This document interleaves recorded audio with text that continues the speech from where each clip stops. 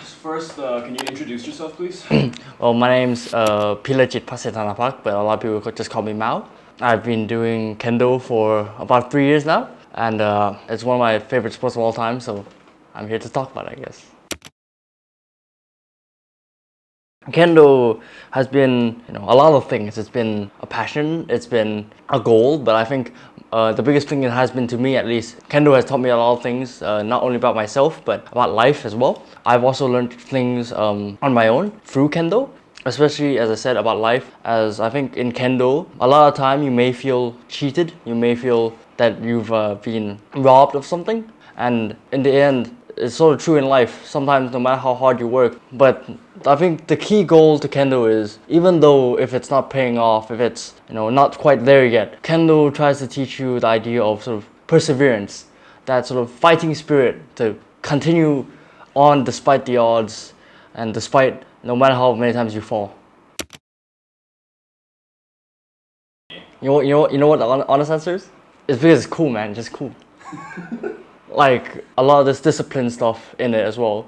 But if you take that all away, what do you have? Two guys hitting each other with sticks. Not saying like discipline stuff is not important. It is. It's like really important. It's what differentiates Kendo from again, two guys hitting each other with sticks. But I think like what initially got me there was the like cool factor. But what kept me there was just something I can't really describe to others, but I know how it feels. That feeling when like you just know that you really, really enjoy it. That no matter how bad it makes you feel, it keeps calling you back. No matter how many times you say, "Oh, I might take a break for a bit just to loosen up a bit," it still calls you back more and more and more. And for some reason, you just keep on going back and back until you just realize, "Oh, I've been doing this for 3 years." It's something like that. It's hard to describe, but yeah.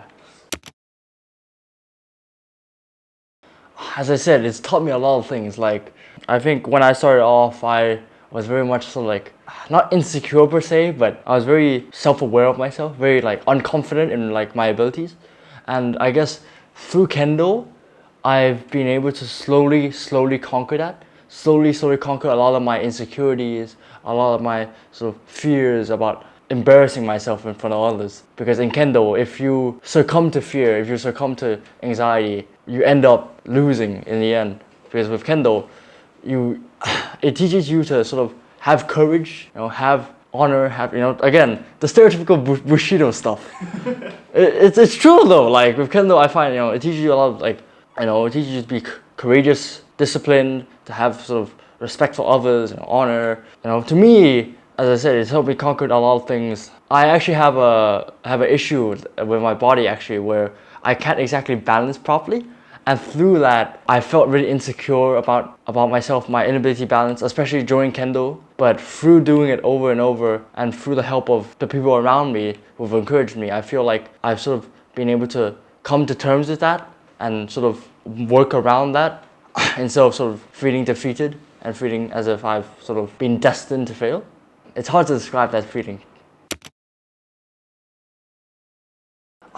It's tough, as I said, like, again, especially for a person like me who's, a bit insecure. I've felt many times that I felt like, oh, I'm failing at Kendo, I'm failing at this. And I have failed, I have failed countless times. Even some of the most simplest things I have failed. But again, the idea is to push past that. You can continue going even though, like, you've fallen so many times. And I think it's natural you're gonna fail, especially when you're starting. And when you're starting, it's gonna be hard. You're gonna be dominated by everyone you know. But I think a good way to look at it is you're not being dominated, but instead you're being given experience. Every time I've lost, of course I felt bad, I felt down and all. But after the sort of storm passes, I think to myself, in the end, I tried my best. I did my best this time. I may have failed, but I've learned, and that's the most important part in Kendo, man. Just constantly learning over and over and over. And it's gonna get repetitive. You're gonna be doing the same thing for years on end. A lot of time, one person might say, "Oh, you're doing this wrong, you're doing that wrong." In the end, I find, and this might be very controversial to a lot of Kendo players, there is no exactly good Kendo, like the perfect Kendo. I think in Kendo, the perfect Kendo is the Kendo that works for you. And that is something you're gonna spend a lifetime trying to find. Of course, you have your coaches to guide you, to give you advice, but at the end of the day, right, your Kendo is your Kendo, and that's what I believe Kendo should be, your own journey, not your coach's journey, not your friend's journey. It should be yours, and you should be the one driving it. Oh yeah. Yeah, what was that like? It was great. It was really great.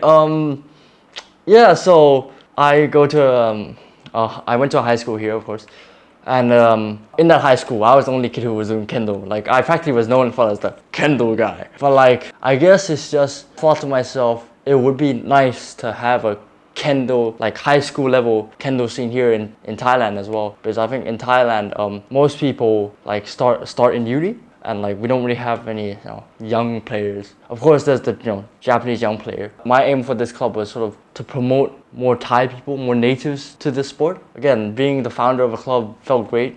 Of course, you have the bureaucracy and stuff, but I've been lucky enough to see that my club has grown into this sort of national level entity, even without me here. My club has hosted cross high school training sessions, national level gradings. Like, the entire country has come to my school to grade. Even some people from, I think, Malaysia or Vietnam have also come to grade there. Recently, this summer, we got to host Nabayama Sensei. He holds the top rank in Kendo, one of the holders that hold the top rank in Kendo, and it was such an honor to have him in my school, because it just showed like how far like what I've started has come, and it just has given me a sense of pride in myself that I feel will live with me forever. That's not to say like my work's done, of course. There's still a lot to do for Kendo here, and I think one of my main goals of my Kendo career is not just to be good at Kendo, but I hope to continue on the legacy of Thai Kendo, the legacy of the Thai community, help build it, help expand it, help make it a lot larger, put it on the globe, you might say. There's a saying in Kendo that I like. Translated into English, it's basically cross swords, make friends. And I think that should be one of pivotal goals that every Kendo player should do, making friends. And again, I've had the opportunity to travel all these other places to do Kendo, here, the UK, and I've gotten to meet so many amazing people, like the national team here, the national team in the UK, and it's just, there's something about that connection that you both do Kendo that you can't exactly replace. That sort of brotherhood or sisterhood that you get crossing swords. And I have gained respect, like ultimate respect, for people within a matter of 2 minutes just because I fought them. Even if we started off on the wrong foot, like if they fought well against me and we've had a good fight, I will instantly gain respect for them. Also, another good aspect of Kendo, you sort of gain respect for each other based on how you guys fight. And I think there's just so many different players around the world that you have this sort of wealth of styles and philosophies. And of course, these philosophies clash, but you have to look on the bright side of things. When you have this wealth of philosophies, you can create your own. This comes back to the idea of having your own Kendo. Alongside having your own Kendo, you should also have your own philosophy to Kendo as well. And I've gotten to experience so many different ideas on what it should be and what it shouldn't, that I've been able to form my own. And it's just hard to describe the feeling when you just sort of just get along.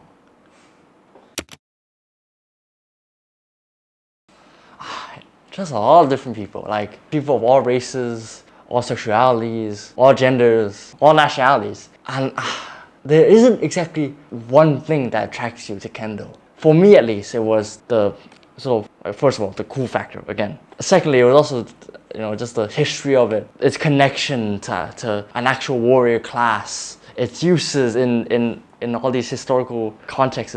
Some people I know want to do it because they want to keep fit. Some people do it because they want to become godlike in Kendo. I know recently I met a kid, or not kid, he's a teenager, whose dream is to become the best in his prefecture. And keynote here, he's not Japanese, he's Thai, right? So he's a foreigner fighting in the native land of Kendo. And hearing his ambition of wanting to become the strongest in his prefecture was just really inspiring to me. And I felt like he's a great addition to have in the Thai community. Other personalities I've met, as I said, when you cross swords with someone, it tells you a lot about them. And I've met players who who have fought really aggressively, who have fought more sort of methodically. And I think in the end of the day, your Kendo reflects your personality.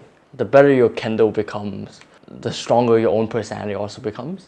It really forms that part of you. I think every Kendo player I've met, doing Kendo is a very big part of their lives. That just shows the impact that Kendo has on its practitioners. I find like with other martial arts, a lot of people just say, oh, I do this martial art on the side as a hobby. But then when I hear a Kendo player say, oh, I do Kendo, there's just something about the way they say it that just shows that it is a major part of the personality. Again, that just shows the impact that Kendo has on people, man.